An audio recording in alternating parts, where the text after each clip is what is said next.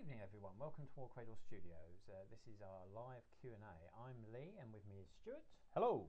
And we're here to answer questions that you've been submitting for the past week or two, aren't we? Yeah, so it covers everything. We're going to be talking about the dystopian age. We'll talk about Wild West Exodus. We'll talk about dystopian wars. We'll talk Armoured Clash. We'll talk Firestorm Armada. We'll talk Firestorm Planetfall. We'll talk Uncharted Seas. And there's a little something else to talk about at the end as well. So yes, lots to go. Cool. So if we get started then, first lot of questions are on the dystopian age. Okay. So we've got a question from Pierre Vendel. When can we expect new novels to be published, and will you do novels for all parts of the dystopian age? Yes, so we've got, in the first edition of Wild West Exodus, there was a bunch of novels were produced, which went down really well for people. One of the things about the dystopian age that we want to make sure that we expand on is the narrative. The whole point of having a kind of an umbrella setting to set all these different games in is that there are characters and settings or characters and locations and machines and other things like events that can cross over between the various games that are in that setting. So the novels are a really great way to explore this. We also like comics, short stories, little like snippets of text at the bottom of articles and other bits and pieces. So we want as much of that as possible. So novels are a big part of that. We have a novel in development with Sarah Corkwell. Yep, who's done a lot of short stories on our blog, if you want to go see her work. We've also got Craig Gallant, who did work for both Dystopian Wars, Uncharted Seas, and also for Wild West Exodus before. So he's writing and expanding on an origin story and a kind of a character story based around Dr. Carpathian, and not only where he's come from, but also the events that more recently have shaped him into the controversial figure that he is in the Covenant of the Enlightened. So next question is also from Pierre. He asks, are there more crossovers planned, like the Nakano Gozen miniature, which clearly originates from a Dystopian Wars faction? Yes, there will be, but they're not really crossovers. So again, because it's a shared universe, because it's a shared setting, it's quite natural that there will be characters that would come from parts of that wider setting, that wider narrative, who would be passing through the Wild West in the same way that you could have a ship in Dystopian Wars that could be carrying Lincoln, or it could even be carrying Jesse James could be on board. There's lots of ways that these characters can cross from one game to another, usually through a scenario or through a special miniature or something like that. So yes, we'll be doing more of that, but only when it feels right for the game. The whole point of having a broad setting, but having these very specific narratives within it is we want to tell those specific stories within that game. So it's like when we first talked about the dystopian age and have a Wild West Exodus, there were some that thought that Wild West Exodus was then going to be the home of all of the skirmish and like 35mm kind of figures, like about that big for people. All the games or all the gaming that they're ever going to do at that scale was going to be Wild West Exodus, and that's not the case. Stories set in the American frontier, in the Badlands, clashes between the warrior nation and the lawmen and the watchers and the hex, and that is absolutely the story of Wild West Exodus.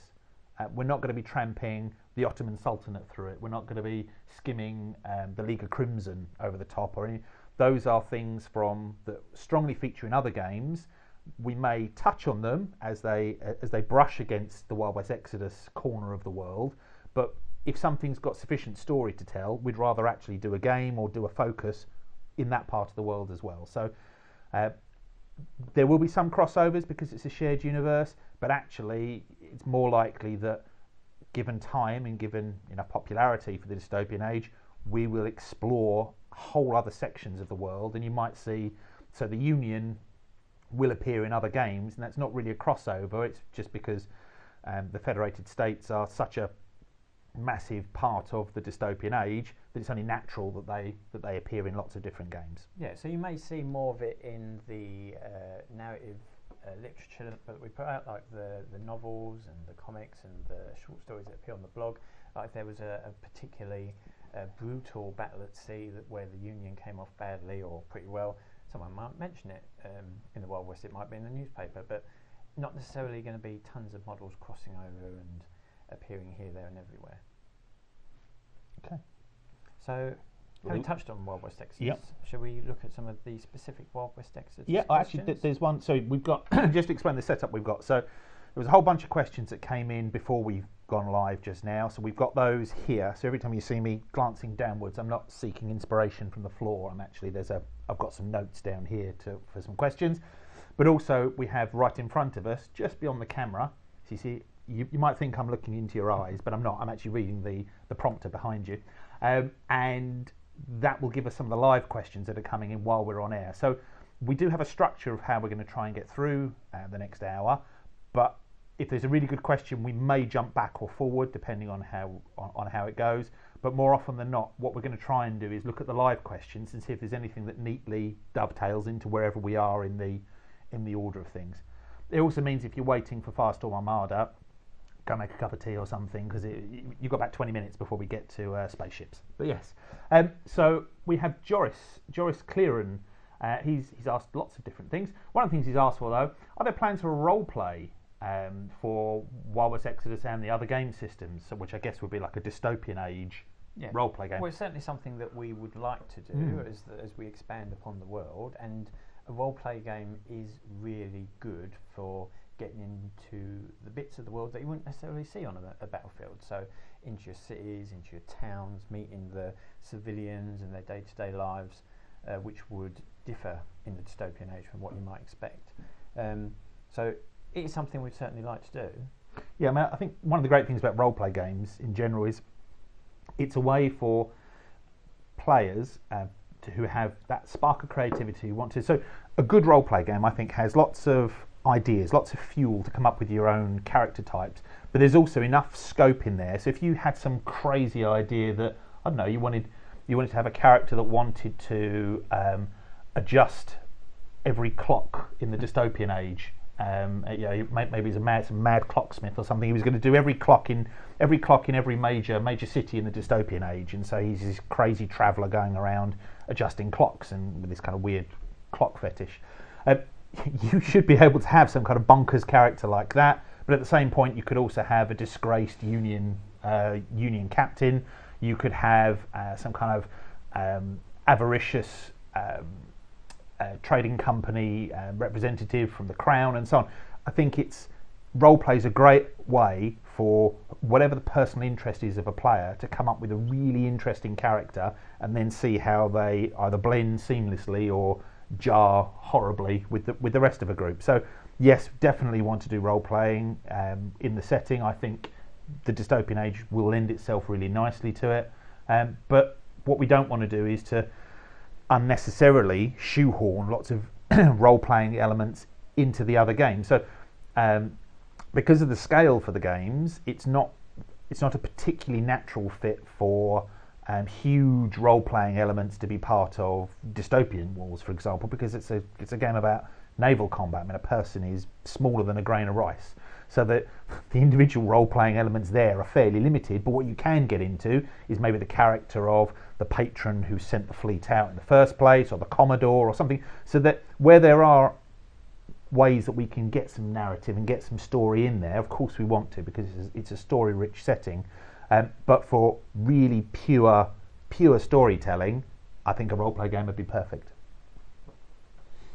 Shall we do the Wild West Exodus question? Shall we trot on to Wild West Exodus? That sounds great. So Bruno Michel, you have released French campaign for WWX, which is great, but do you have plans to translate the rules also? Yes, we have good news on that front, don't we? We do, yes. So we have. So we're aware. In the same way that we had to translate Wild West Exodus originally when it came from America to the UK, that was a slight dig. But no, all joking aside, we're aware that there are lots of fans of the game in lots of different countries around the world, and though I think without exception they all speak English far better than I speak the various languages, it makes it easier for people to have main rules of the game in their native language. We absolutely get that. That's something we want to do.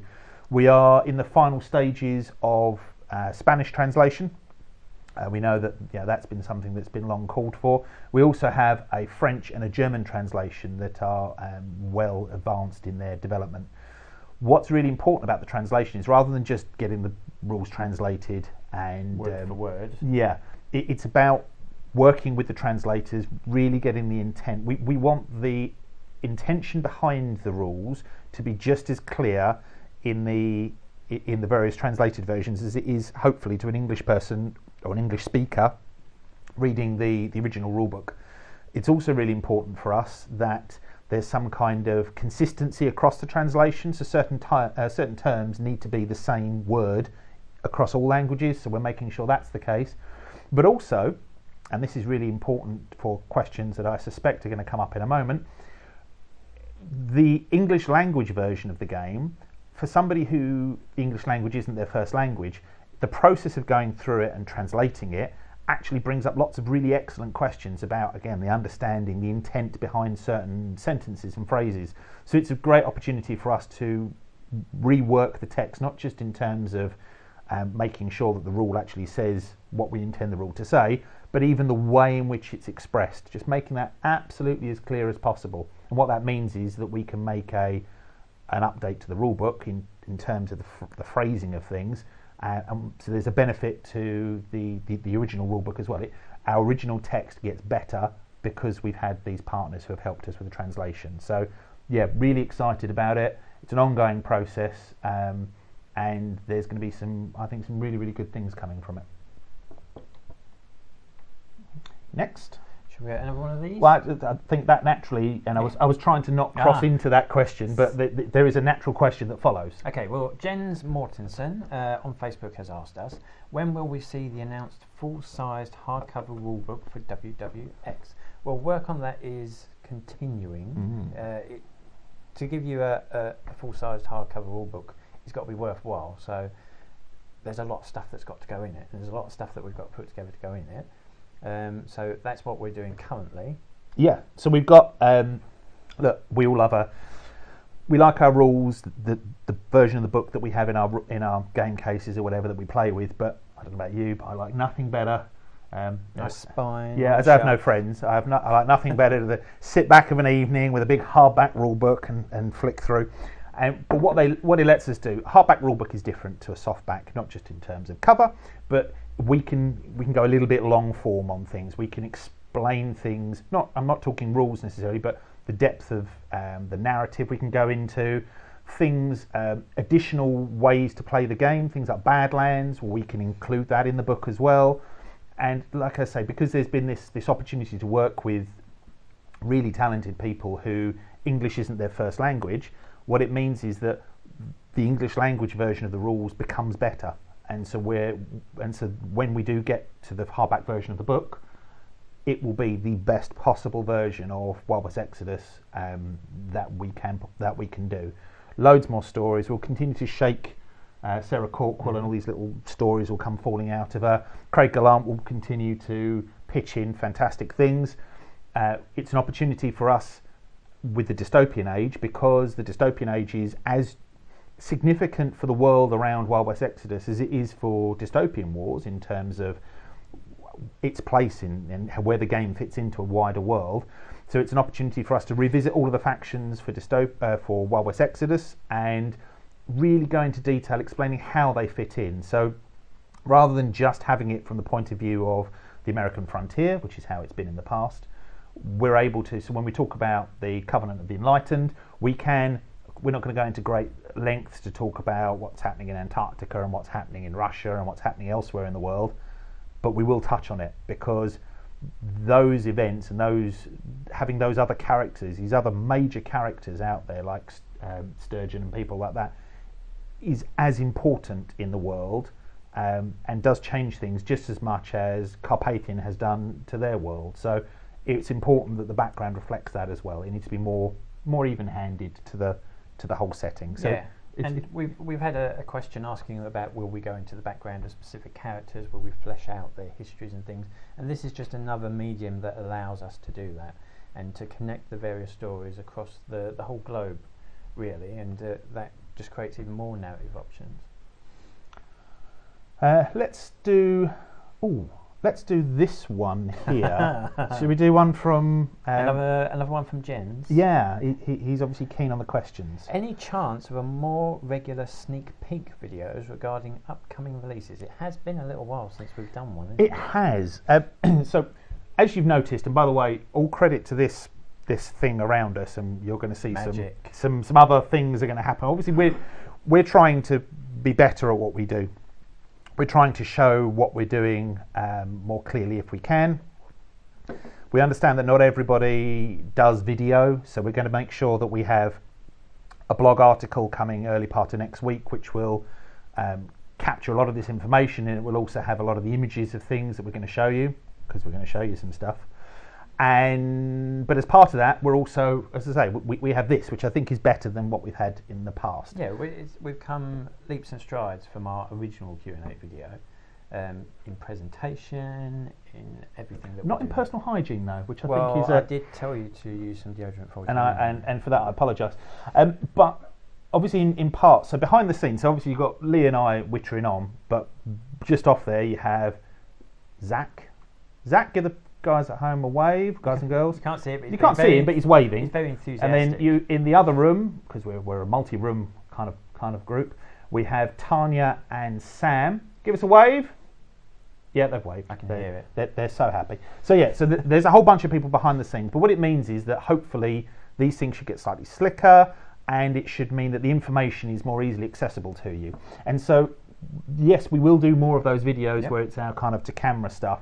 What it means is that occasionally we can, Zach, if you will, we can throw things up like that, and we can reveal new posses and things. Yeah, we're still here. We're still in the corner, but as you can see, the most impressive and enticing thing on the screen at the moment is the Tainted Biology posse, led by the nefarious Dr. Bytel. Indeed, yeah. Bytel's there. We also have Skip McKidney, who's the guy showing you his wares under his... Snake oil salesman, if ever I saw one. and more than a passing resemblance to a certain Darren from from our Trailblazer program, and even he has a leg brace as well. So yeah, absolutely.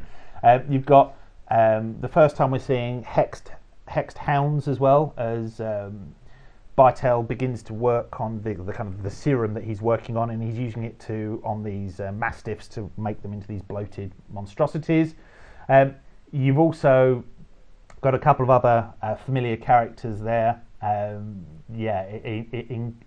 Including Fratelli. Well, is it 2 or 3 characters we're looking at? Well, Fratelli are conjoined twins. Unfortunately, one of them has died and succumbed and become a little hex beast in the chest.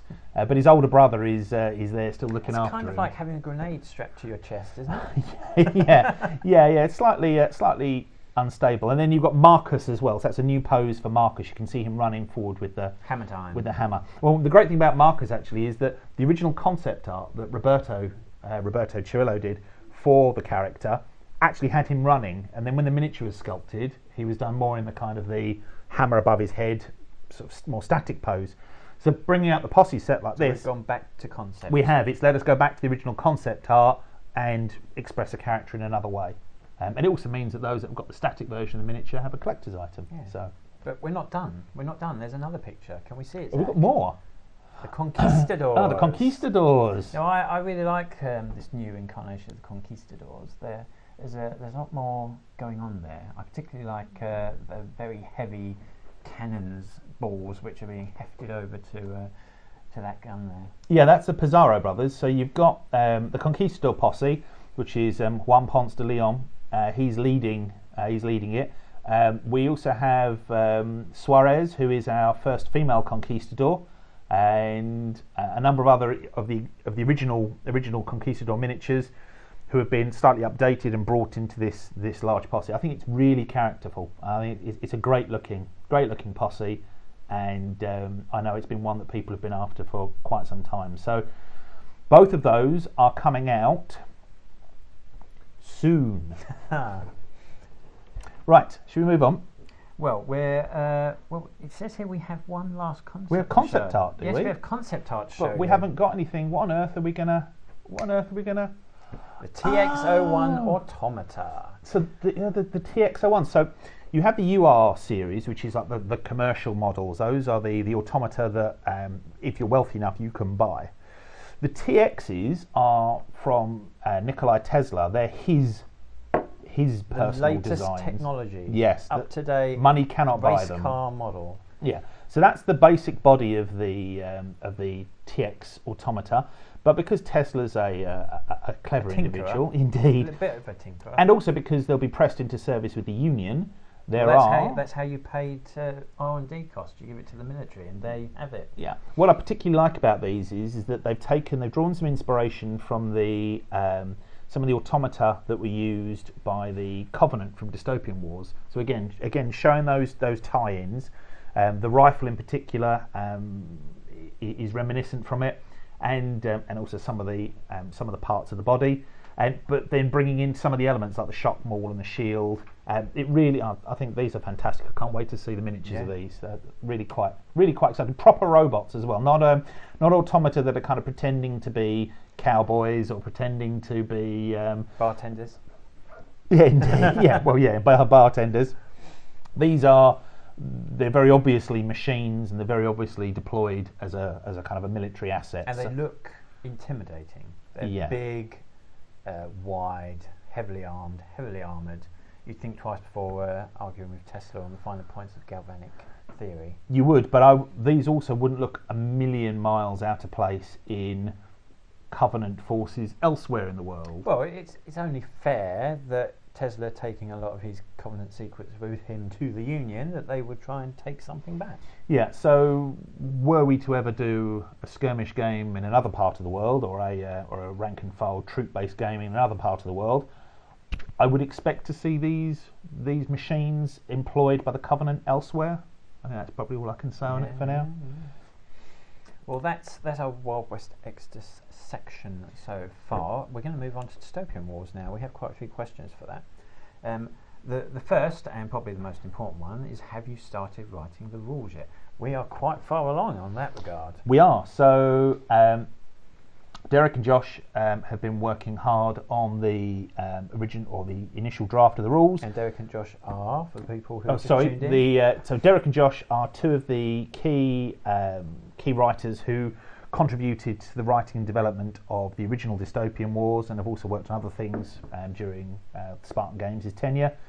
They've come on board with us to make sure that Dystopian Wars still has that kind of real continuity, that feel from second edition to third edition. It's not just Warcradle going away from the bottom up, ignoring everything that's come before and just coming up with their own thing and putting the word Dystopian Wars on it. This is very much a spiritual successor to Dystopian Wars. Yes, it's not a continuation, it's not a direct continuation, but it very much is a reboot, a reimagining, but still remaining true, we think, to a lot of the elements that people really enjoyed about the original Dystopian Wars. And it won't be very long before you can see what we've come up with, because summertime we'll be moving into the public beta. That's right, yeah. Public beta, we're aiming for the summer. When exactly in the summer, we'll make an announcement over the next few weeks. We'll start to give a clearer idea. A lot of it, we want to make sure that with the alpha, we've lopped off as many of the kind of the big pieces that needed kind of lopping off,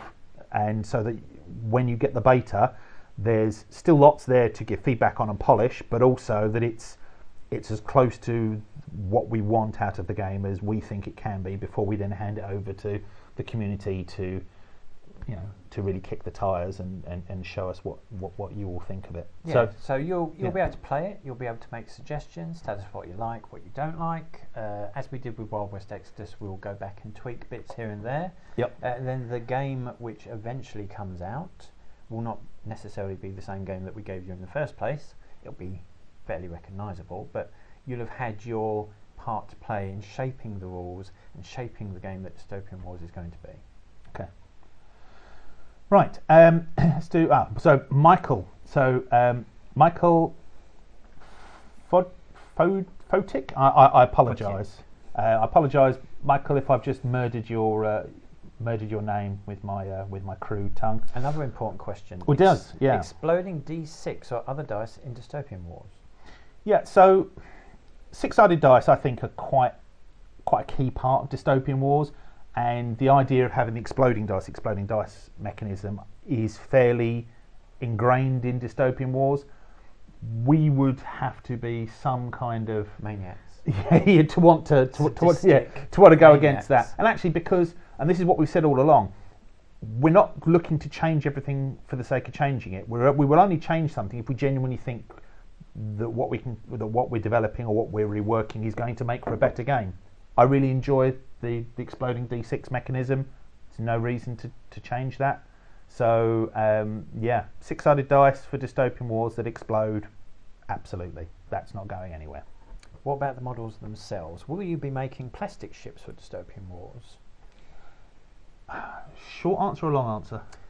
Is it long answer no with an if, or short answer yes with a but? The answer is yes, we're going to make plastic ships. We have a whole bunch of releases planned, a whole bunch of things coming out. Plastic ships, we think, is something that, for whatever reason, hasn't been part of Dystopian Wars up till now. It's definitely something we want to make sure is part of Dystopian Wars going forward. Part of the reason why we spent so long reworking the factions and really trying to get the aesthetics down for the factions is because an investment in plastic is a long-term commitment by us as a business. We want to make sure that the work we do now is right and actually does hold up and stand up for years to come. I know that with most games, the initial few miniatures or the initial few releases of miniatures tend to then not really stand up very well to stuff that comes out later. With plastics, we want to make sure that the plastics that we do release are the best we can possibly make them and that they are then with the game long term. So yes to plastics, just have to bear with us as we make sure that they're as good as they can be. We saw photos of some battleship concept art that was shown at Salute a few weeks ago. Can we get better images? Which actually ties in with Sigurd Johnson. I may have murdered a name as well. So I like the way that as you get closer to the camera, it looks like I pressed the inflate button on you. Big giant head. Will we see a change in the fleet confidence? Oh no, that's the wrong question. Sorry, it's David Barber. Is there any DWARS models or concept art for any of the models that we can see? Yes. So let's cover. So first of all, we've got the Oriflamme class battleship for the Alliance, which would have been seen at. I don't know if the turrets were seen at. No, I think Salute. that's a little extra bit we've thrown in today. So there we go. So we have. So as you can see, I mean, what you have to, and I will mention this about the concept art, because some people have commented with some of the stuff that they saw at Salute, not at Salute, but when they saw some of the pictures that were taken, because it's concept art, so some of the details, some of the elements they're not exaggerated overly, but there isn't a sense of, a sculpted miniature is going to have different depths and the weighting will be different because of the medium of it being a miniature. And the scale means that there's a lot of detail in artwork that won't necessarily translate over into the physical item. Or it has to be represented in a slightly different way. So the concepts are as much an expression of the ship as the miniatures will be. They're not an exact translation though. So when the final miniatures come out, you will absolutely be able to see that this is a concept of that miniature, but there will be some differences because of the change in medium. So I will throw that caveat out there. But yeah. If we look at the shape of the ship, that is a French ship. It is. So when we talk about, and you'll see, so this is referred to as an alliance battleship, but specifically the nations are a key part of those of those groups, of those factions. So this is a French ship. So there would be the Mars class battleship from the Italians.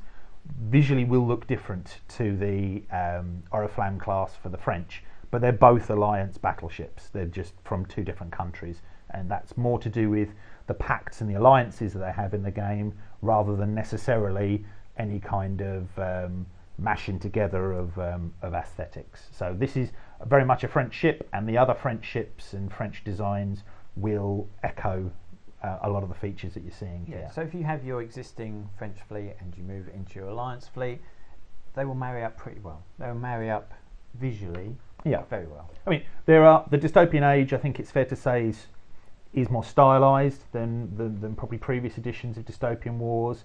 It is. I mean, we're not going to. I'm not apologising or saying it's that previously it wasn't as good. it aesthetically it has a different vibe to it. I think for a lot of the people coming in and seeing it as part of the wider dystopian age, I think that's absolutely going to be something that that excites them.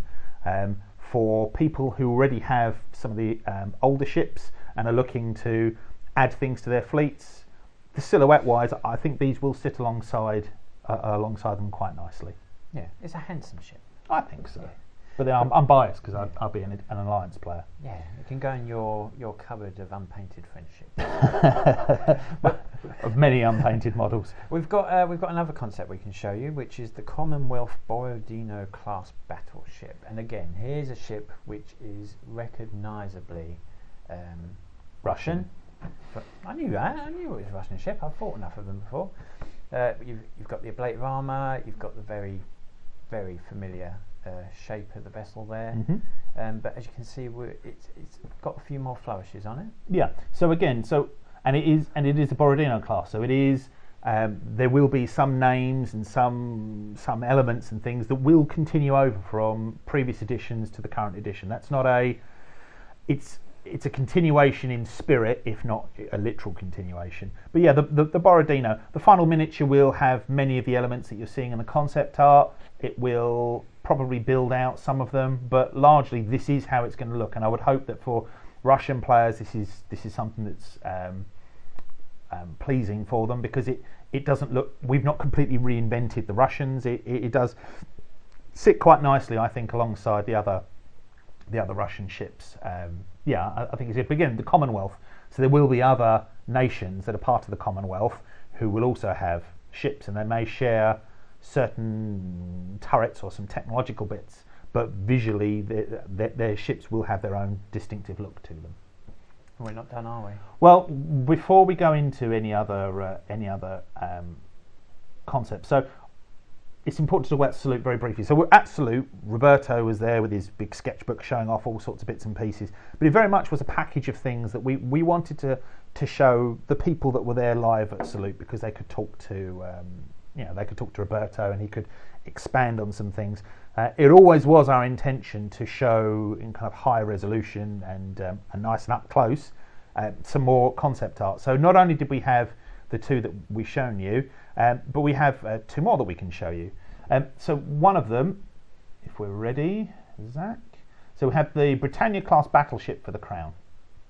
Again, you can see where the lines of the original British or the Britannians from the original dystopian wars are there, but very much more of the flourishes, more of the faded glory of the. But it's not overpowering the miniature. The miniature is still pretty much a ship. No, the only thing being overpowered is the whatever's in front of it, whatever's inside of it, whatever's being hammered by. Yeah, absolutely. I mean, and so I think it's fantastic. What I particularly like is the fact that there's, again, nods to some of the things that the British were famous for in the past, or infamous for. So there's lots of use of shield generators on the ship. There's lots of cannons, torpedoes as well. So she absolutely, we hope, reinforces some of the familiar touchstones that people have for factions like the British, but it's also bringing it into line with the rest of the dystopian age as well. And we've also got a couple of turrets there as well, which are visually distinct from similar weapons that may appear on other nation ships, but their function more or less the same. Yeah, so you are going to have in dystopian wars, you're going to have all the ships are going to have, their main cannons, the turreted cannons. There will be, various combinations of rocket batteries and other bits and pieces. But each of the factions, should I say, will have their own specific trademarked or protected special weapon type. Some of them will have weapon types that are similar to others, but largely they'll have something fairly distinctive for themselves. So, for example, the British make a lot of use out of torpedoes and torpedo launchers.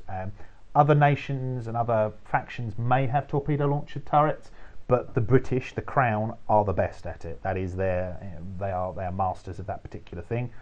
The Alliance have the Heat Lance. The Union make lots of use of the way their main guns work. They have a kind of a Gatling type weapon, but which actually works. They have a bit like in the in Wild West Exodus, where you have the the pistol fanning on a much larger scale, and obviously you haven't got the Admiral or the Commodore running a giant foam glove over the top of the cannon. It's a proper industrial job, but they have the ability to hammer masses of firepower out from their ships in a kind of in an alpha strike should they need to, or they can give sustained fire at other times. So each of the factions will have their own particular finessed weapon type, which when we bring to our final one that we'll show off.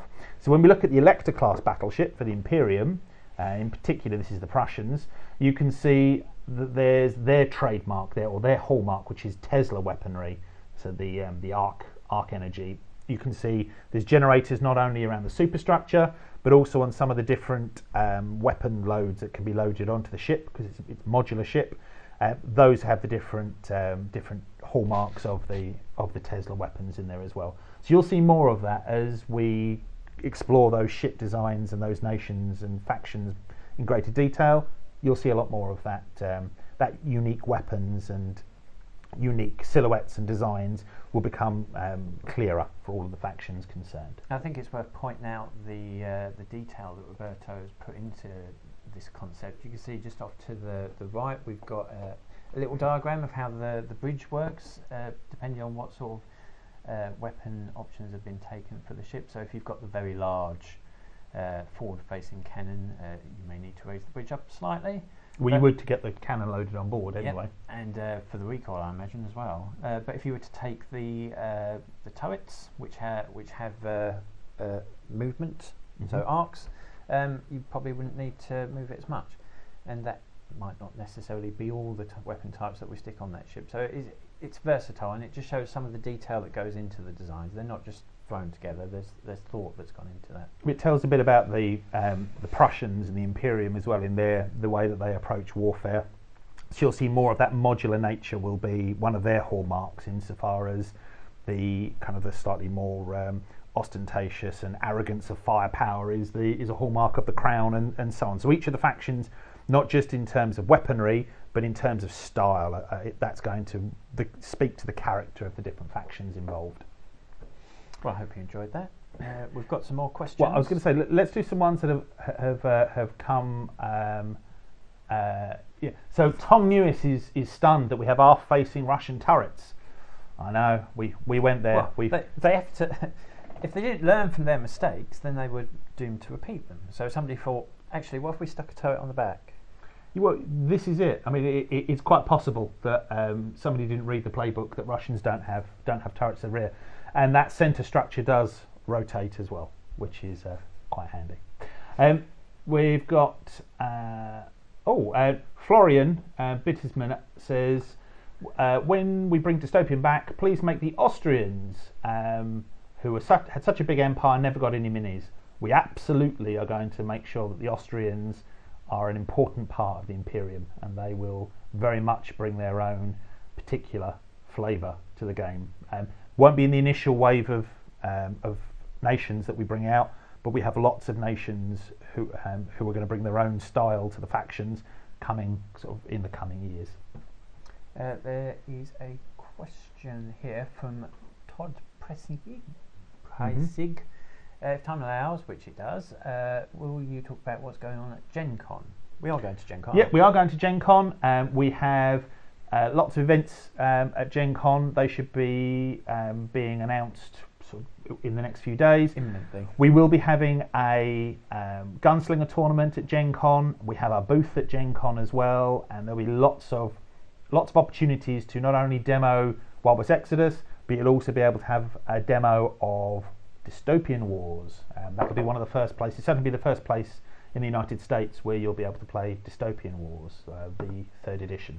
So yeah, be well worth checking us out at Gen Con. We'll make more announcements about our Gen Con presence in the next week or so. Okay, so we have Andy Rucker who, on the subject of Dystopian Wars, says, how does Warcradle plan to handle distribution in terms of SKUs? Will we see a 2-player starter set, fleet boxes, etc.? Okay, so range is really important for us, and this actually brings us to a question we had from Zach. Could you scroll down to the Wild West Exodus? I saw a Wild West Exodus question which was also along the lines of range. Here we go. So Joris Clearan said, will all the Wild West Exodus models that aren't in the store anymore come back, or some models just not be for sale anymore? So this touches on the same. Range is really important to us. We want to give players the breadth of range so they can complete collections and have as many different ways to express and explore their armies or their forces as they can. But at the same point, we want to make sure that the game is practical for retailers to retail the game, and you just can't say, oh yeah, there's 22 factions with 30, 40 SKUs for each faction. It's crazy. Even if you were to say, oh look, we'll just bring a faction out a month. Here's 15 SKUs that you need to find room for on your shelves. Yep, and then a retailer comes along a year later, and they're being asked to pick up 200 SKUs. It can't be done. But at the same point, we know it's really frustrating to only be able to buy. So with Dystopian Wars, for me as a player getting into Dystopian Wars, even a couple of years back, it's quite frustrating that effectively to get certain combinations of ships that I wanted, I had to buy whole big cruiser boxes, particularly when I wanted multiples of things. I had to buy battle group boxes and things. We're still finalising the rollout for the product range for Dystopian Wars, but it will follow the structure that we're rolling out for Exodus, which is so posse boxes, or in the case of Dystopian Wars, battle groups, will be the core part of getting started with a particular faction. So you would have a battle group or a posse box that will have a boss or a large ship, and then it will have a number of supporting craft or supporting characters and so on. But it's also really important to have, same as we have the hands boxes for Wild West Exodus, that you have cruiser sets, you have frigate sets, individual blisters with other add-on ships and so on. It's really important that we do that. In moderation, we want to make sure that all of the range is available to retailers, so we're not that keen on having hundreds and hundreds of SKUs that are only available direct. I don't think that's particularly fair on our retail partners. But at the same point, we want to make sure that miniatures that people want to get multiples of are able to be purchased separately or in particular themed groups. So it's an ongoing process. Yes, it has meant with Wild West Exodus that a whole range of individual miniatures have disappeared. That's for two very good reasons. One, because they're either currently out of production and we are looking to bring them back into production, but these things take time. The other reason is for range management, because they're either already available in an existing posse set, and it seems madness that we sell somebody something 1 week, so somebody can buy something from their local store 1 week and then realise that actually if they want to buy this box set, they've already bought the previous week one of those models singly in it. So it's about managing the range. There's also miniatures we have coming out. So, for example, you saw the Conquistadors and you saw Tainted Biology. So some of those miniatures, not those exact miniatures, but like Marcus Cunningham, the guy with the hammer, so his individual statically posed miniature, that is now discontinued from the range. You should still be able to pick it up in your local stores or elsewhere, but it is now a discontinued miniature because we want to make sure that there's enough time that our retail partners and things don't have models on their shelves that are just going to sit there, because we've then done them a disservice in some ways by bringing out a replacement box set. But also as gamers, we want, when you guys buy a box set of something, we want it to be as useful as possible for you with as many cool and interesting miniatures as possible. So managing the range actually does, in short term it's a little bit sad for some people, I get that, but long term it does make it much better for everybody involved. And gives us half a chance to keep everything in production as well, rather than things going long term out of stock for a while. We'd rather be making lots of new cool things and keeping you guys very happy. Now, do you want to stay with Dystopian Wars, or shall we move to Armoured Clash? Yeah, let's touch on Armoured Clash, shall we? So, will Armoured Clash come out at the same time as Dystopian Wars? No, it will not. No. Look, as a game studio, and I understand how things have been done by other game studios, but for us, we do believe that hobbyists, I'll speak for myself, I can only get excited about one thing at a time, really, and the deal I would have with a game company would be, you tell me what currently is really cool and exciting you guys, and I'll have a look at that, and maybe I'll get excited, or maybe I'll think, okay, for this month that's not quite what I'm after, but don't try and give me 3 or 4 things, all completely different, all that I'm supposed to get excited about equally, because I'll just get quite confused. The other way, though, which I dislike, is if you get very excited. So as a game studio, we get very excited about a game, and everything else just dies, and we just forget it. We go and do only that one game that we're interested in. Everything else dies a death for a year or more, and then maybe we'll come around and we'll revisit it. So what we want to do is, when we launch a game, we want to make sure that game, that's its moment in the sun. It gets to be the hero of the release schedule. So when Dystopian Wars comes out, it will be the main thing that we're talking about in that month, and there will be a massive amount of releases in and around that. So it can't help but be really heavily involved and heavily focused on for months to come. That said, it's important for Wild West Exodus that there is still consistently each month that there are still Wild West Exodus releases coming out. So we'll make sure that that's still the case. Wild West Exodus is not going to be forgotten in this. It will still be getting a good deal of exciting releases in development. I mean, you've probably seen in sneak peeks and things, we've got Exodus releases for easily the next couple of years. We had plenty at Salute in the cabinets. If you managed to get down there was lots of stuff that isn't out yet, but which is coming, that you could have seen. So the Wild West Exodus release schedule is looking very healthy for the next few months at least. Well, for the next few years. So you've got Exodus. We'll have Dystopian Wars, but there will come a point when both Dystopian Wars and Wild West Exodus are both out, both being supported and have regular releases. Then it will be another game's time to step forward. Might not be Armoured Clash immediately. There are 2 phases for a game to be in as well, because the beta test, the public beta, is as long or short as really the feedback is needed and the public involvement is wanted by both sides. So it could be that Armoured Clash comes out and has a longer beta test, a longer public beta, so people can be playing games, but the actual final version of the game isn't released immediately. But another game may also be in beta, and that may come out before Armoured Clash. I'm reluctant to talk too much in terms of specifics once we get beyond. So I can tell you Dystopian Wars is the next game we will release. There are a few games that we have in parallel development because the studio is broken into different groups, each working on different games. When those games are ready to move into beta, then that game will go across into beta test, and we will make sure it has its time to be at the centre of attention. But then it's possible that a game can be in beta while another game is being released. So beyond Dystopian Wars, you'll just have to wait and see. But yes, absolutely, Armoured Clash is a game that is in active development and will go to beta sooner rather than later, but it will be later than Dystopian Wars. And we don't really want people trying to do more than one beta test at a time, because we prefer people to just be focused on that game so that we can get the best possible feedback for it. Yeah, that's very true. Armoured Clash, I think it's time for some more previews. Is it? Yes. Now, did we have a bunch of these at Salute? We did. We had some.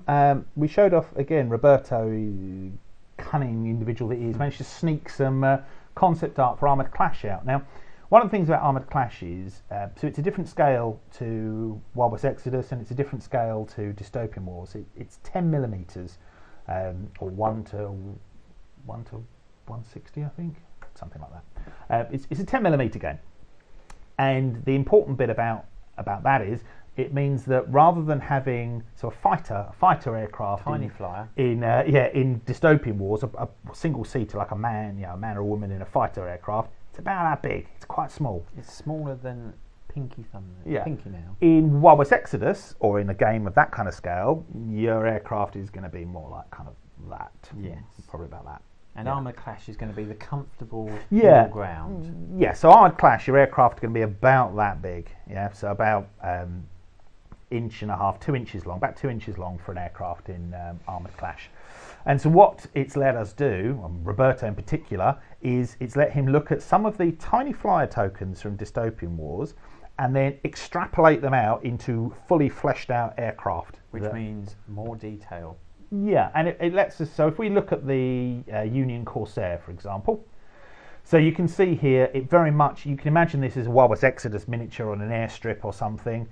It very much it feels like an American, a Union craft. You've got the Gatling guns in the wings. You've got the kind of the big V8 style engine, the intake and so on. It's really fantastic looking. Everything's probably bigger than it needs to be. Well, yeah, absolutely. Well, indeed.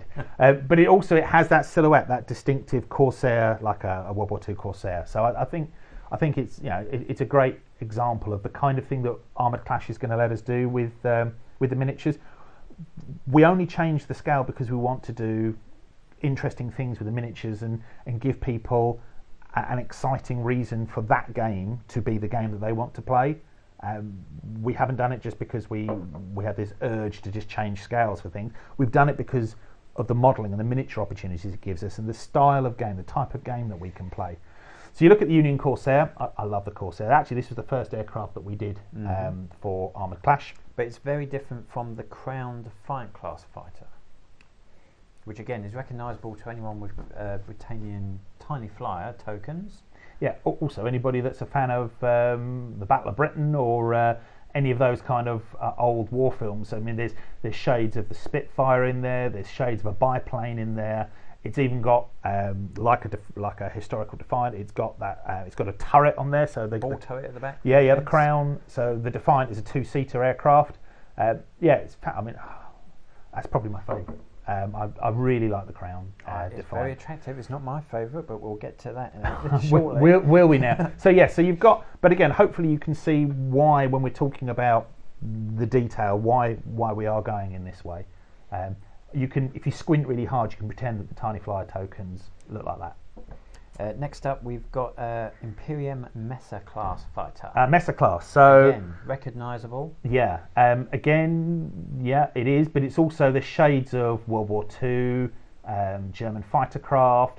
There's also, I mean, is there some kind of like Tesla coiling or something like that going in underneath the fuselage? It's fantastic. I don't know how realistic aircraft with wings like that are. I'm sure somebody's going to tell me that could fly, and there'll be other people that will tell me, no, it's ridiculous, it can't fly. I don't really care. It's really cool, and I know that does frustrate some historically minded people, the rule of cool, but actually, if I'm going to spend money and paint some miniatures, as long as it kind of seems like it could fly, if it looks really good doing it, I'm really happy with that. I think that's why things like Millennium Falcon work. Yeah.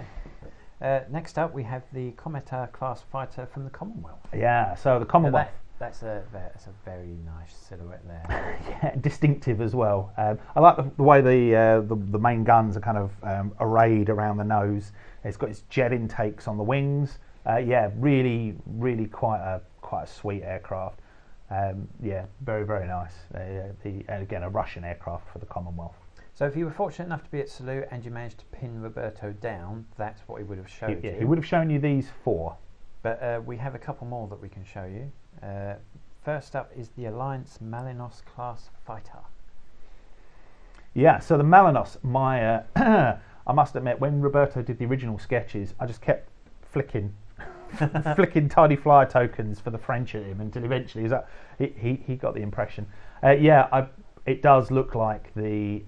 It looks like a European sports car. That's what I think it looks like. I think it looks fantastic. It looks like part Flash Gordon rocket ship, part awesome French aircraft, part Batwing. No, I think it's great. Really like it. Yeah, I'm a big fan. I'm not quite sure what a Malino is. It's probably some kind of Mighty Eagle or Attack Dog or something awesome. I'm sure maybe the French speakers out there can tell me what it is. The next one is my favourite. Is it now? The Doksuri class fighter. Now I must have painted at least a couple of hundred of these things on Tiny Flyers. So I'm looking to transfer my paint schemes over onto this aircraft, and it's a sexy plane. Yeah, well, I mean, I like this, and actually, it looks like Jason Weimer agrees. See, I like what the thing about Armoured Clash lets us do with these flyers, and I know it will be tanks and it will be the whole thing. It's not just about aircraft, but while we're doing the aircraft, so years ago I used to play. There was a game on the computer, Crimson Skies. Yep. I used to love that. I used to love Star Lancer on the on my PC with my little joystick, and yeah, they are reminiscent. But if I'm honest, and it looks like he agrees with me, I kind of think these are better. They're kind of I really like some of the. I'll be honest. I like the fact that they are so reminiscent of the tiny little tokens, but then made cool and big.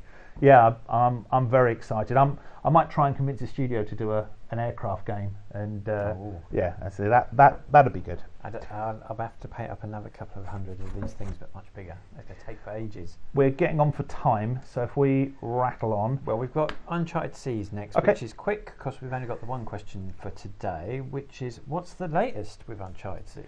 Yeah, so Uncharted Seas is one of these ones. We've spent a lot of time on Uncharted Seas.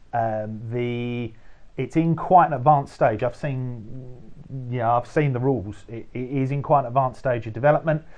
There is some. I know that the studio's got some things they want to do with the game that they're not quite able to get resolved at the moment. They're still working and developing it, and there are some elements that they just want to make sure are the absolute best they can possibly be. So I don't think we're going to see anything from Uncharted Seas for the next few months, for at least. Probably after the summer we might start to hear some development, some news on Uncharted Seas. But it's, as I say, I've seen it. I've had an alpha game of it. It's crazy. No, it's a lot of fun.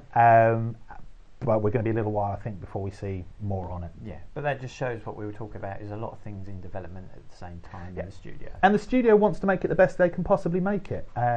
And I think they're as keen as we are to see it on the tables and see people playing it. So it's in active development, but just not. It won't be out anytime immediately. Okay. I hope the Firestorm Armada players have come back from their tea break, because we're going to start talking about that now. Should we talk about Firestorm? Yes. Have we got anything to talk about? Well, we've got a little bit to talk about. Okay. Lyle Leap posted a question to Facebook. Most of your attention to the Spartan Games IP seems to be focused on Dystopian Wars. Is there any behind-the-scenes work happening with the Firestorm universe? And when would you expect that work to become more public, or start if it hasn't already? Well, as we say, there are things in parallel development in the studio, and we have been working on some Firestorm Armada stuff. Yeah, well, that's one of the benefits of. So if we were just a single studio monotasking, and just so at the moment we're releasing things Wild West Exodus, then we'll stop doing anything on Wild West Exodus, and we're going to then do Dystopian Wars. Whatever game is like third or fourth in the queue isn't even going to get looked at until 2020 or something like that. That's not the case. Firestorm is in development alongside the other major properties that we have. Third edition for Firestorm Armada. We're having conversations and rules discussions with several groups. We're also working on the background for the game. There's some interesting Concepts, developments. A lot of ideas. Yeah, space is vast. The problem with the studio is that they won't let us show off anything from Firestorm at the moment. Well, I might actually. Have we got Zach? Have we got a little something that we could just a little bit? Oh, look, there we are. Okay, that's all I can manage to get out then. So we've got. I can't say what factions these are for. I can't even say what they are. They are two random little pieces of concept art from, I think, the spacecraft. I'm fairly confident they're spacecraft. Oh, I can't see any legs or tracks or anything like that. As for what they are, though, well, I'm sure the rumour wheel is now rife with speculation. I'd be interested to see how that works out over the weekend. Yeah. Michael Adam Rhyme asks, he says, do you intend to do something similar with Firestorm alliances you have with Dystopian, aggregating factions into clusters rather than the current two big alliances? Yes.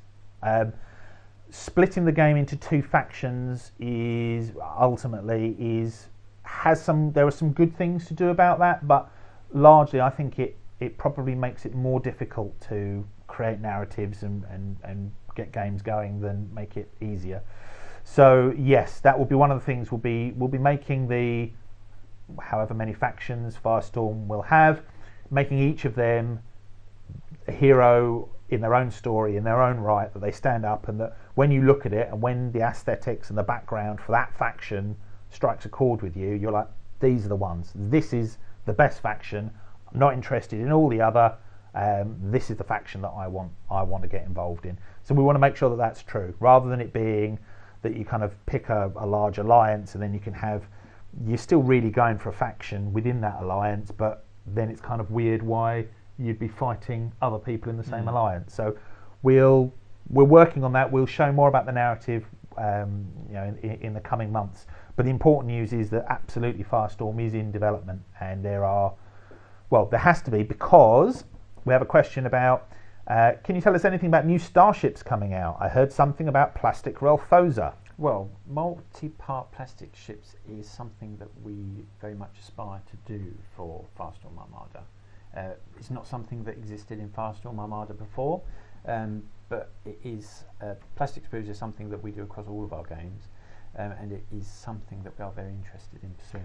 Yeah, so we have plastic development for Firestorm in progress, and that's one of the reasons why we absolutely needed to start developing Firestorm Armada now, because plastics take a long time to develop. So we want to make sure, again, that same with Dystopian Wars, that we really get these designs and the universe laid out, which then gives us enough time to develop the plastics in time for then the release of the game. So plastics are in development, and for all of the factions, and as soon as I have a sprue that I can show you or something, we absolutely will do.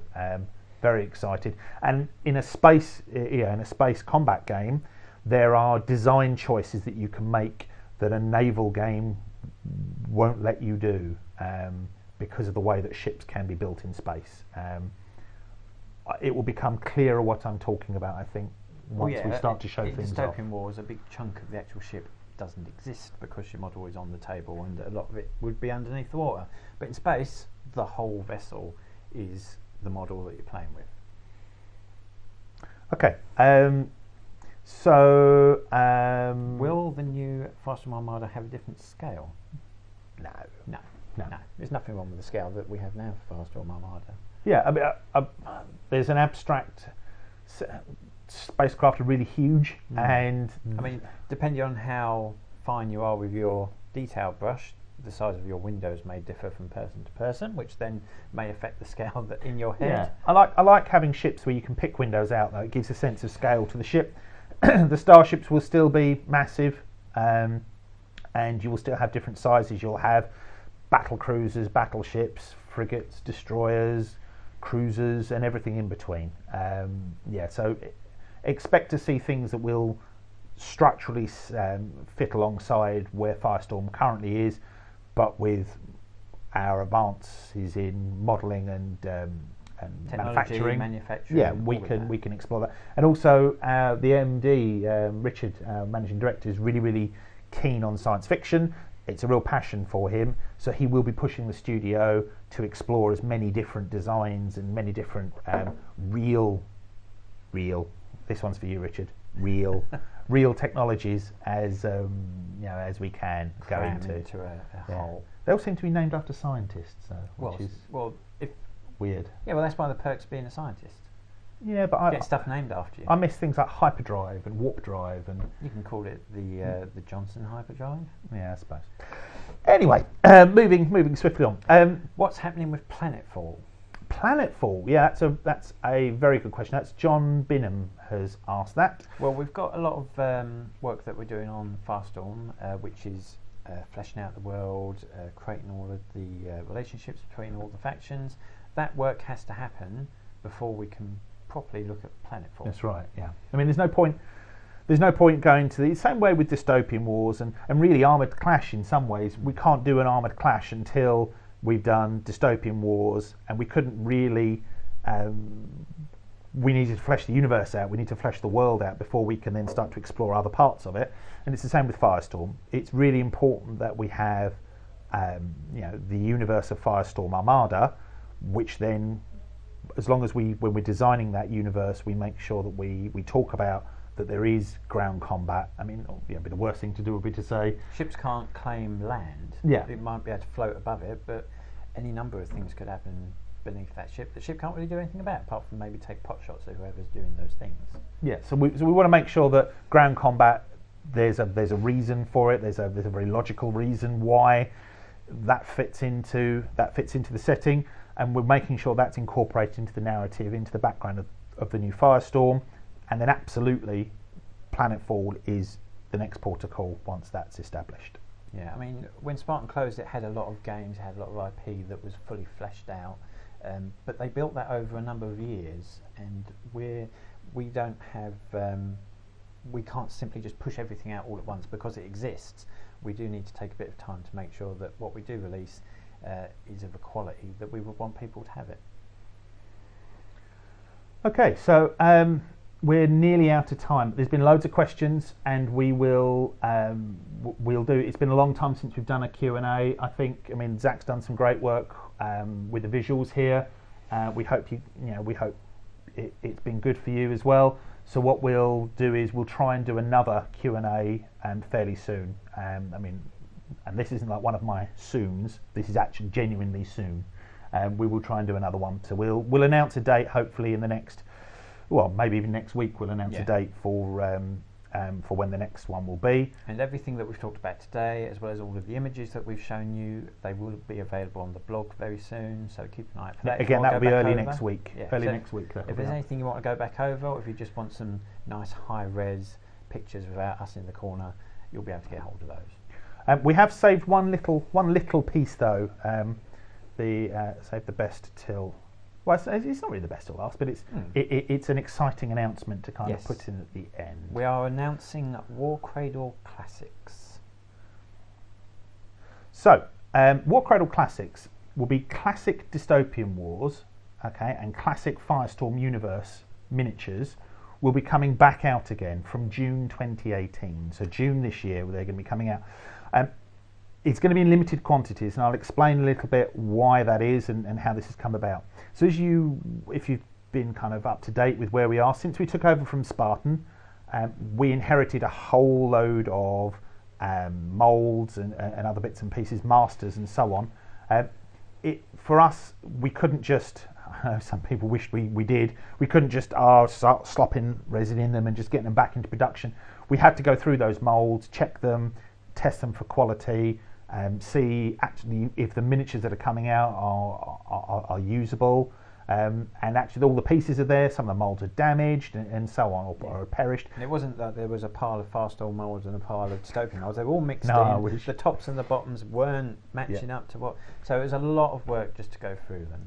So that process is still ongoing. I mean, it's been months down the line. It's still ongoing because our resin team are being really quite ruthless and really quite disciplined on making sure, because there are people in the community who have been collecting Firestorm and Dystopian miniatures for many years, and we totally get that. Really, all you want is a little jiffy bag or whatever with a couple of Dieppe cruisers. I use the French as an example. A couple of Dieppe cruisers in it because you're missing some.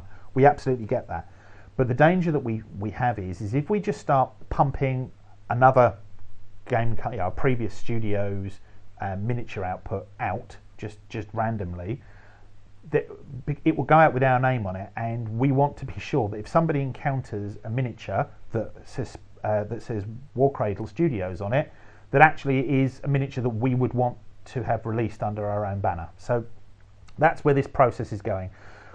What we're doing is the manufacturing team are testing the moulds. They're really making sure that they can get good quality casts out of them.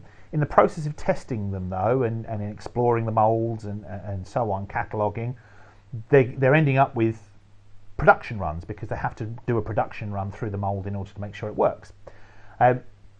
Where those production runs have produced miniatures that are of good quality, or to be fair, excellent quality, which is the standard that they will go for, we're going to make those available to the to customers. So the idea will be you'll be able to purchase them. Each week there'll be more miniatures going up as the process continues. We have a whole bunch we've already run through, but we're going to, from June, we'll be releasing every week. There'll be some more miniatures made available for people to purchase. We're also, because we value our retail partners, we're going to make sure that that retailers are able to order them in as part of their trade order form, so that if they have customers in their stores that are after a particular miniature that they've seen on the website or they've seen as announced, that they will be able to order that through their store, and their store will be able to sell it to them in one way or another. So over the coming weeks, before we get to the June release of the first few classic miniatures, we'll be explaining to not only the retail partners but also generally to the public. We'll be explaining in more detail how this process is going to work. But for now, the important thing is there are classic Dystopian Wars and Firestorm universe. So that's Planetfall and Firestorm Armada miniatures coming out. They will be limited, because not for any reason other than their releases as a byproduct, for want of a better word, but it's part of the process of running these molds and exploring these molds. It's creating miniatures. It would be horrible, would cause me almost physical pain, I think, for all those lovely miniatures to be produced from the molds and then to go into the giant grinder and be ground up into dust. We'd rather give you guys the opportunity to purchase them and fill in the blanks in your collection and so on. These are miniatures exactly as they were from the molds. We haven't tweaked them in any way, and they aren't necessarily compatible with anything that's to come. They are classic miniatures to fill in gaps, basically. The packaging that they will have is generic at best. Plain. It's not meant to be merchandisable for a retailer, so a retailer wouldn't be able to put them on their shelves and you would instantly be able to see what it is. These are just to get us by, to give you something that has the product in it, and keep product safe as it's moving around to wherever it needs to go.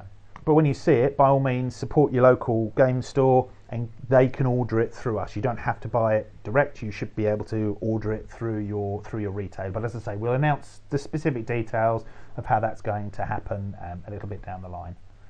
Right, I think we are out of time. We are out of time. Thank you, everyone, for being here with us this evening. As Stu says, we'll hopefully announce the next Q&A very shortly. But until then, I hope you have a lovely weekend. Goodbye. See you later.